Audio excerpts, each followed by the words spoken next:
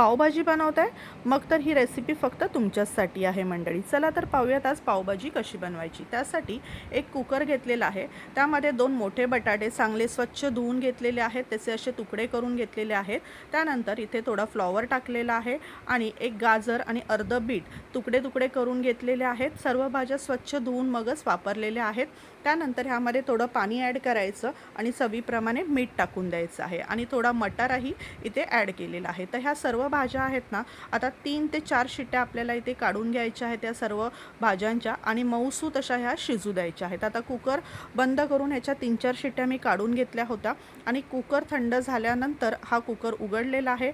मऊसूत अशा ह्या सर्व भाज्या शिजून निघतात आणि गरम असताना स्मॅशर घ्यायचा आणि मस्तपैकी मऊसूत अशा ह्या सर्व भाज्या पहिल्यांदा स्मॅश करून घ्यायच्या. आता ह्या सर्व स्मॅश झालेल्या भाज्या आहेत ना, थोडा वेळ साईडला ठेवून द्यायच्या आणि आपण आता ह्या स्मॅश झाल्यानंतर पावभाजीची भाजी आता फोडणीला घालूया. त्यासाठी एखादं मोठं भांडं घ्यायचं. इथे मी एक मोठा टोप घेतलेला आहे. त्यामध्ये थोडंसं बटर टाकायचं. बटर जळू नये म्हणून थोडं तेल ॲड करायचं. आता फोडणीला तेल तापल्यानंतर थोडंसं जिरं टाकून द्यायचं आहे. जिरं तडतडलं की इथे बारीक हिरव्या मिरच्या टाकायच्या आहेत. 3-4 हिरव्या मिरच्या मी घेतलेल्या आहेत, बारीक बारीक चिरून त्या फोडणीला टाकलेल्या आहेत आणि 2 मीडियम साईजचे कांदे बारीक असे चिरून घ्यायचे आहेत. कांदा चांगला तेलावरती परतायचा आणि कांदा परतून झाला की इथे मी लसूणची पेस्ट ॲड केलेली आहे. लक्षात घ्या मंडळी, ही फक्त लसूणची पेस्ट आहे. साधारण 1 ते 1.5 चमचा टेबलस्पून इथे मी लसूणची पेस्ट वापरलेली आहे.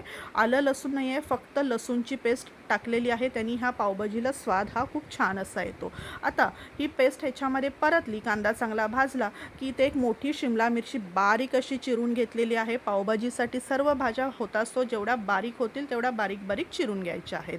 आता चांगला मिरची तर शिमला मिरची आणि कांदा चांगला फ्राय झाला की आपल्याला 2 मोठे टोमॅटोची पेस्ट मिक्सरमध्ये वाटून घ्यायची आहे आणि ही जी पेस्ट आहे ना, हे कच्चे टोमॅटो आहेत, तर ती पेस्ट अशी मी वाटून घेतली होती आणि आता आपल्याला सर्व पेस्ट ह्या कांद्यामध्ये टाकायची आहे. वरून थोडं मीठ टाकले जेणेकरून पटपट ही जी पेस्ट आहे सर्व भाज्या या भाजून निघतील. आता बघा, ही टोमॅटोची पेस्ट आहे ना, ही थोडी कच्ची असते, त्यामुळे चांगली भाजून याला तेल सुटेपर्यंत आपल्याला ही पेस्ट ह्यामध्ये परतून घ्यायची आहे. एक साधारण 5-6 मिनटं जातील, पण चांगली भाजल्यानंतरच आपल्याला पुढील प्रोसिजर करायची आहे. तर बघा, तेल चांगलं सुटलं आहे, टोमॅटोची पेस्ट, टोमॅटोचा कच्चेपणा गेलेला आहे. आता ह्यामध्ये 1 चमचा मिरची पावडर आणि अर्धा चमचा मालवणी मसाला टाकलेला आहे आणि 2 मोठे टेबलस्पून पावभाजीचा मसाला टाकलेला आहे. तर हे सर्व मसाले पहिल्यांदा आपल्याला ह्यामध्ये तेल सुटेपर्यंत परतून घ्यायचे आहेत आणि एकदा का तेल सुटलं की आपल्याला ह्यामध्ये थोडीशी कोथिंबीर ॲड करून घ्यायची आहे. तर बघा, छानपैकी आता याला तेल सुटलेलं आहे.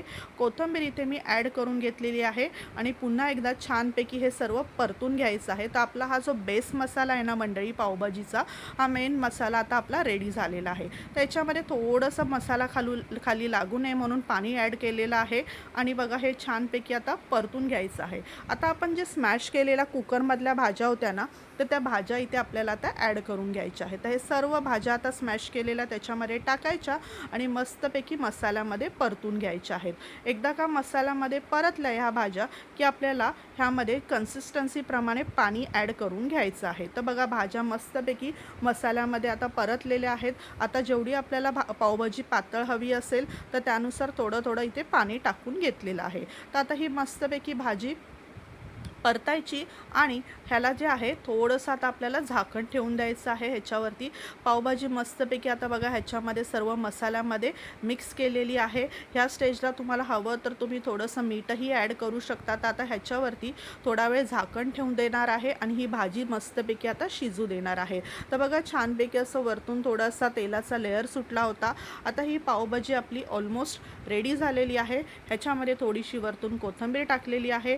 तर जाडसरच अशी ही पावभाजी असते, जास्त पातळ करायची नाही आपल्याला ही भाजी.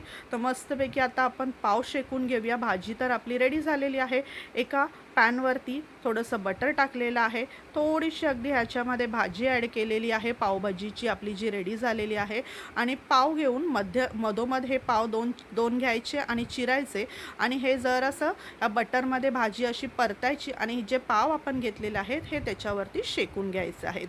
तर बघा, दोन्ही साईडनी मंडळी मस्तपैकी हे पाव जे आहेत आपल्याला शेकायचे आहेत. म्हणजे जसे गाडीवरती पावभाजीवाले पाव शेकतात त्याप्रमाणे ही चवीला लागते. तर आता मस्तपैकी की एका साईडनी आपले पाव भाजलेले आहेत, तर मी त्याला फ्लिप करून घेतलेलं आहे आणि दुसऱ्या साईडनी पण भाजू द्यायचे आहेत. तर इथे आपले आता पावही शेकून झालेले आहेत. तर आता पुढे आपल्याला प्लेटिंग करून घ्यायचं आहे. तर पावभाजीची भाजी एका प्लेटमध्ये काढायची, पाव काढायचे, मस्तपैकी बारीकसर कांदा चिरायचा, त्यानंतर लिंबू घ्यायचा आणि पावभाजीवरती मस्तपैकी ताव मारायचा. तर बघा इथे चविष्ट अशी मस्त चमचमीत अशी आपली पावभाजी रेडी झालेली आहे. वरून थोडंसं बटर हवं तर तुम्ही टाकू शकता, कोथिंबीर ॲड करा आणि मस्तपैकी पावभाजीचा आस्वाद घ्या. आणि हो मंडळी, ही रेसिपी तुम्हाला आवडली असेल तर जाता जाता आपल्या चॅनलला सबस्क्राईब करा, लाईक करा आणि कमेंट करा आणि व्हिडिओ जास्तीत जास्त लोकांपर्यंत शेअर करा, जेणेकरून त्यांनाही ही रेसिपी शेअर होईल. आणि तुम्हाला जर रेसिपी आवडली असेल तर आपला व्हिडिओ जो आहे सबस्क्राईब करायला विसरू नका. धन्यवाद.